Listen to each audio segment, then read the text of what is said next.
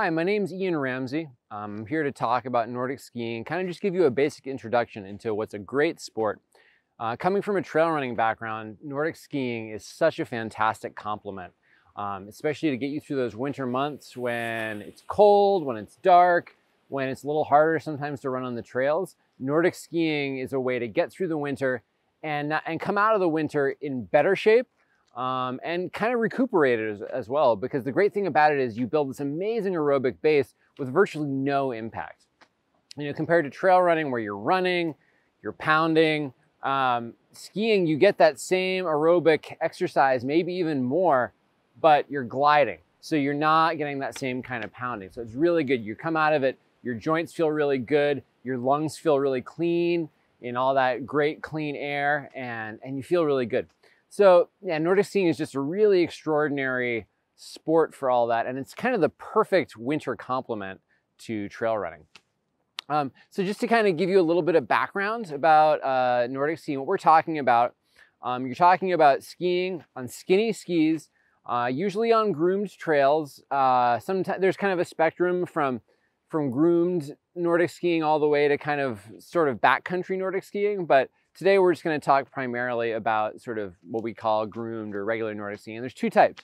There's classic skiing, and then there's also skate skiing. So I'll start by showing you a couple different skis and showing you kind of how they work. So this is a classic ski. It's a little bit longer, and you clip in with your ski boot right into the front here, and you clip in so your heel is free. And when you're classic skiing, you're kind of gliding in a track usually, and it's very straight ahead. It's very efficient, and it's pretty straightforward. I think that like you can get classic skiing really quickly, pretty well. So with this ski, one of the things about Nordic skiing is that you're also going to be oftentimes waxing the bottoms of your skis. And you're doing that you're putting different waxes on to get different surfaces for different temperatures and different kinds of snow. So this is a ski that you'd wax, and you actually iron the wax right on. And then with a ski like this, you also put on what's called kick wax, which allows this part of the ski kind of underneath your heel to grab the snow a little bit more, so you're not just sliding all over the place, but then when you put your foot down, you're really kind of going forward. So that's a longer ski. So that's a classic ski. This is another classic ski. This is what we call fish scales, where instead of waxing it, it has these sort of scales built on the bottom so that especially if you're going uphill, it'll grab a little bit more. So that's also a classic ski. This is kind of more of probably a beginner ski. You don't need to do all the waxing and stuff. I liked all the waxing, but it's also sometimes nice not to do it. And then last but not least, this is a skate ski. A skate ski is a little bit shorter. And the whole idea with a skate ski is it's kind of like you're skating. Your skis, instead of being straight ahead, are out a little bit, and you're kind of bending and leaning a little more. And then you're using your poles to push you. And I'd say that the technique involved in getting started with skate skiing is a little more complex, but skate skiing is so fun. You are flying, just like that person who just went by. You're just flying through those trails, you're going super fast, and it's an amazing workout. One of the things about Nordic skiing, especially skate skiing, is it's essentially interval training. If you're in a flat, or especially in an uphill, you are working hard. You're getting into that zone 3, zone 4 oftentimes, it's pretty anaerobic. Then you get to the top and you glide down, and you get a little bit of a rest. So it really feels very much like interval training. I think physiologically it works a lot like that. The other thing I want to mention, coming from a trail running background, that's a little different is, as I mentioned, there's no impact. But you will be really using your quads, you'll be using hamstrings, your calves to some extent. And the one place where I do think that there is a little bit of stress is on in the sort of hip, TFL, hip flexor area.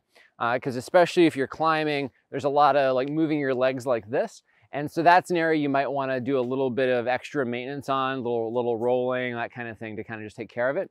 But I think you'll find a season of skiing, you're going to come out of it just feeling really strong, really aerobically like amazing. But your muscles, while they've been worked, they don't have any of the impact. So you just feel great, and it's a perfect on-ramp into a great running season.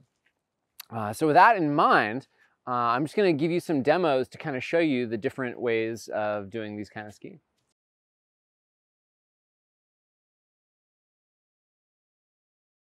So I'm going to start by talking about some skate ski techniques. So again, these are skate skis. They're a little bit shorter. The boot that I'm wearing has a really pretty strong ankle support on it so that my ankles are pretty stiff. I can lean forward. And again, my heel is free, but I'm kind of attached in the front there. And with skate skiing, what I'm going to be doing is I'm going to have my skis kind of out at an angle like this. And then I'm going to be going from ski to ski, all my weight on this leg and then all my weight on this leg. It's kind of like ice skating. And coming from a running background, it's really great because you're basically just getting this amazing single leg workout each time.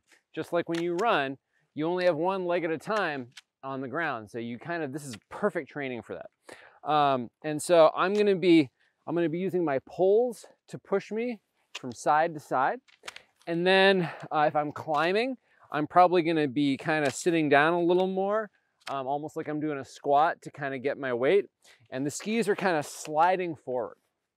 So with that in mind, I'm gonna ski up here so you can see me from behind, and then I'll ski right back down.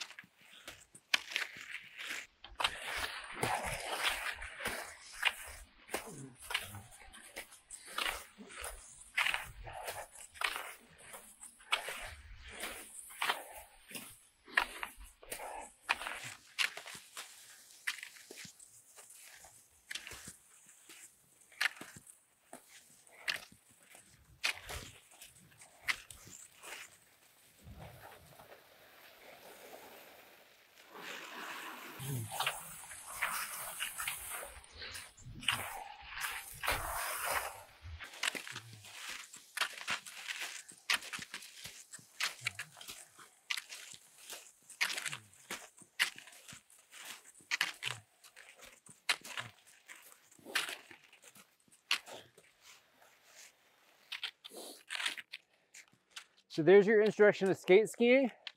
I won't get too much into the technique. There are different techniques. You can use what's called V1 or V2. Don't worry about that. Kind of what I showed you is the basic. I think that's a pretty good start. So let's move on now to classic.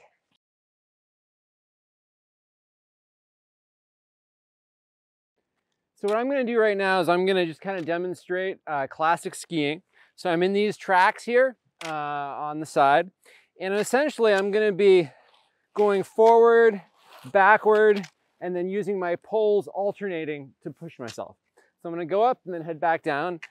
Sometimes if I'm going downhill, I can tuck in a little bit like this. Occasionally, if you're in a really steep uphill, you might need to do what's called herringboning, where you kind of are walking a little more like this. But for today, I'm just going to be doing sort of basic, straightforward classic skiing. So here we go.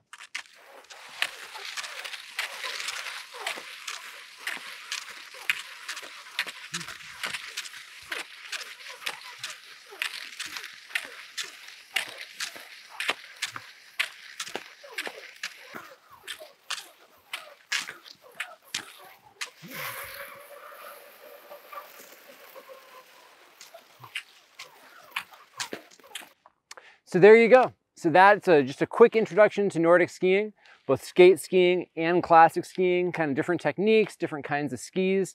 It's a great way, again, to get outside in the winter, to make winter really a time of joy and fitness training. It's a good way to build your aerobic base and do it in a way where there's no impact or pounding. And so you can hit the spring and you hit your running season in a really strong, fit way. My name is Ian Ramsey. You can find more about me at ianramsey.net, and you can also go to Territory Run Company and learn more about all the great things that we're doing there. So thanks a lot. Have a great day.